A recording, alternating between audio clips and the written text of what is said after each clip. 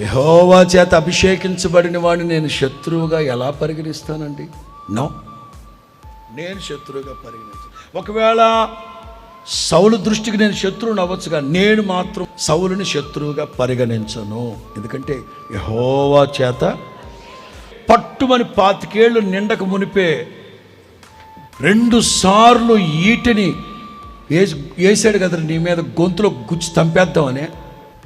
అయినా యెహోవా చేత అభిషేకించబడ్డాడు.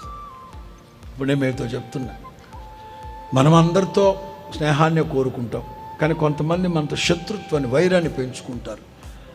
అలాగని వాళ్ళతో పోటీ పడతారంటేనా మన వల్ల కాదు.